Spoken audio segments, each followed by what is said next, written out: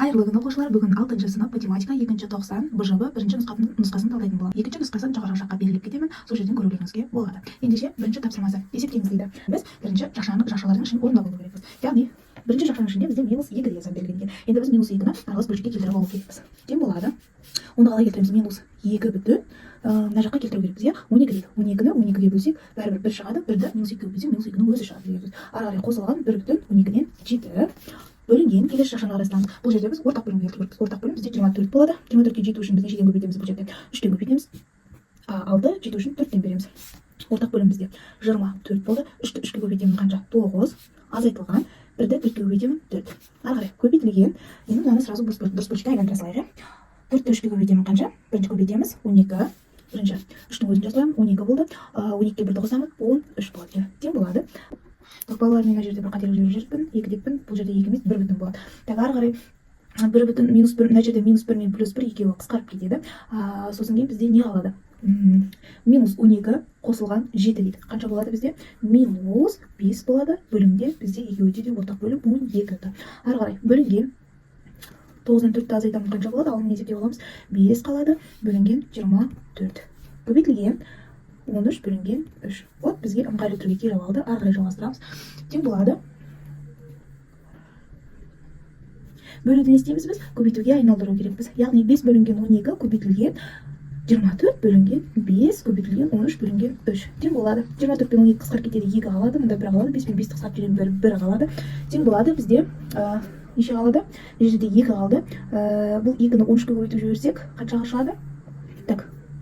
Мына жердегі минус таңбаны ұмытып кеттік, бар екен ғой. Мына жердегі минус таңбаны ұмытып кеттік. Минус 2-ні көбейтемін 13-ке 26 шығады. 26 бөлінген 3. Ол тең болады бізде -8 бүтін 3-тен 2 болады деген сөз екен. Мінекей бірінші тапсырмамыз орындалды. Жақсы. Екінші тапсырма бізде өрнекті ықшамдаңдар дейді. Енді бөлшек түрінде жазып алу керекпіз. Қалай жазамыз? Үлкен бөлшек сызығын сызып алайын. Енді кішкентай бөлшек сызығын сызайын. Так. Енді мына жерде бізде жақшаның ішінде неше сан белгіленіп тұр? 1 сан белгіленіп тұр. Ендеше 1 9-ды түсіреміз. Так. Үтірмен жақшаның арақашықтығында неше 0 беріліп тұр? 2 0 беріліп, 2 сан беріліп тұр. Ендеше 2 0-ды жазамыз. Ары қарай үтірмен жақша жабылғанға дейін қандай сан беріліп тұр? 237 деген сан беріліп тұр. Азайтылған мына екі аралықта қандай сан беріліп тұр? Үтірмен жақшаның арақашықтығында 23. Жазып алдық. Ары қарай мынаның өзін жазып қоямыз. Қосылған 450-ден 43. Ары қарай келесіні тура солай жазамыз. Жақшаның ішінде неше орынды сан беріліп тұр? 2 орынды, ендеше 2 9-ды жазамыз. Так, үтірмен жақшаның арақашықтығында неше орынды сан беріліп тұр? 1, ендеше 1 0 жазамыз. Ары қарай 561 деген сан екен. 561 азайтылған қанша? 5 иә бізде. Азайтылған өзін жазып қоямыз. 113 бөлінген 495. Тең болады. Ары қарай не істейміз?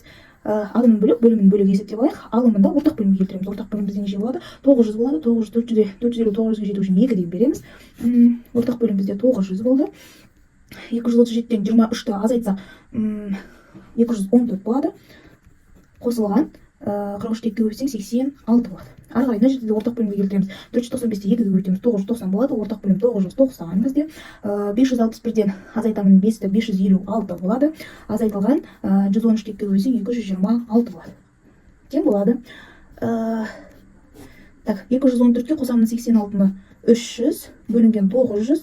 556-дан азайтамын 226-ны 330, 990 болады. Тең болады. 0-дан қысқартып жіберемін. 3 бөлінген 9 алады. Мына жерде 1 0-дан қысқартып жіберемін. 33 бөлінген 99 алады. Тең болады. 3 бөлінген 9. Так. Көбейтілген.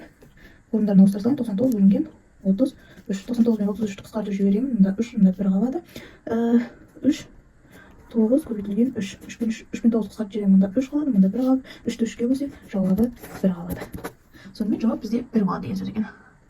Келесі тапсырмада бізде осындай функция берілген екен. Көбейтудің үйлестірімділік қасиетінің орындалатынын а тең 0,2, б тең -0,3, с тең -0,5 сандары арқылы тексеріңіз дейді. Ендеше тексеріп жүріңіз. Ең бірінші біз теңдіктің сол жағына қойып алайық, иә. А қосылған б көбейтілген с дейді. А-ның орнына нешені қой дейді? 0,2-ны қой дейді.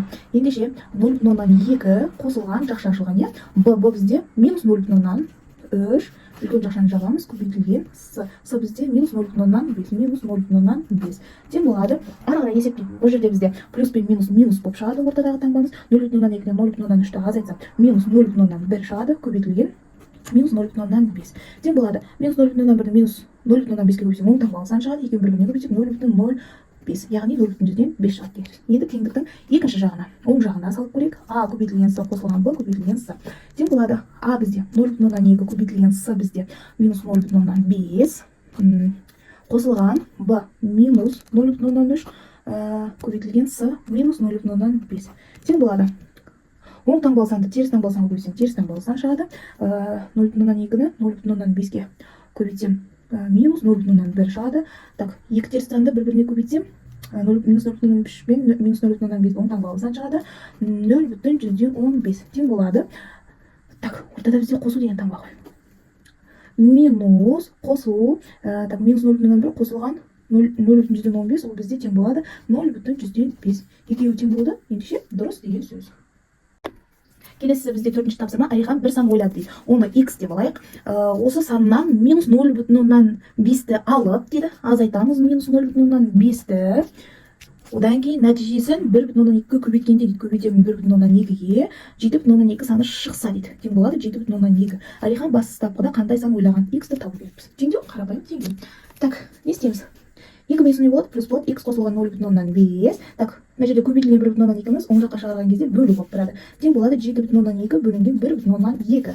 Так, есептейміз. X қосылған 0,5 тең болады 7,2-ді 1,2-ге бөлсек бізде 6 шығады екен. X тең болады 0,5 оң жаққа шығарған кезде бізде азайтып болып тұрады. Ендеше 6 азайтылған 0,5. X тең болады 6-тан 0,5-ті азайтсақ 5,5. Жауабы сонда Алихан 5,5 деген санды ойлаған екен.